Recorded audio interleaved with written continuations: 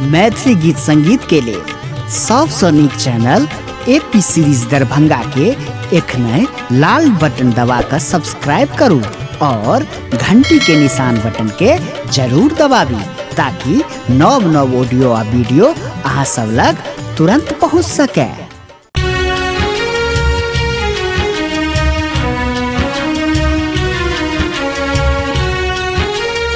एखन अपने सब सुन रहल छी एपी प्रोडक्शन के प्रस्तुति।